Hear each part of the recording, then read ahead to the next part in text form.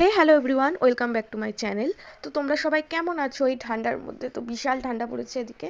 আর তোমাদের ওদিকেও কি আমাদের এখানকার মতো ঠান্ডা পড়েছে?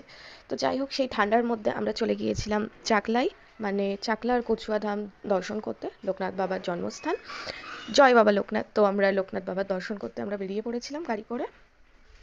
তো এই শীতের মধ্যে অনেক সকাল সকাল উঠতে হয়েছিল, তো সকাল সকাল বেরোতে হয়েছিল যেহেতু অনেকটা রাস্তা।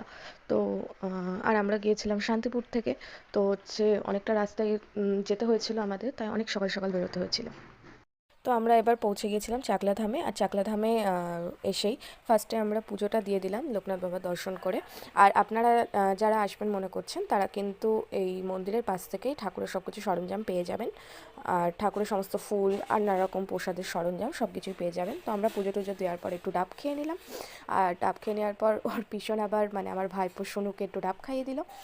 আর তারপর এর পাশেই একটা মেলা বসেছে খুব সুন্দর, সেটাও আমরা একটু দেখে নিলাম। আর মেলাটা বেশ ভালোই লোকজন ছিল। মেলাটা দেখে নেওয়ার পর আমার মা আবার আমাকে একটা ডগি কিনে দিল। আর আমরা কিন্তু দুই ফ্যামিলি মিলে গিয়েছিলাম, আর আমরা গিয়েছিলাম পার্সোনাল গাড়িতে।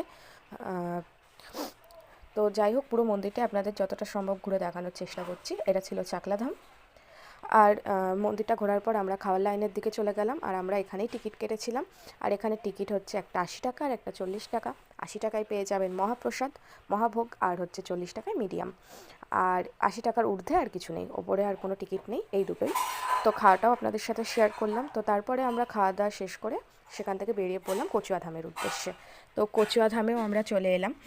আর কচুয়া ধামে এসে আমরা লোকনাথ বাবা দর্শন করলাম।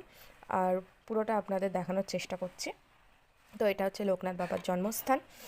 আর এখানে কচুয়া ধামে আমরা লোকনাথ বাবা দর্শন করে তারপর সেখান থেকে এবার বেরিয়ে পড়ব।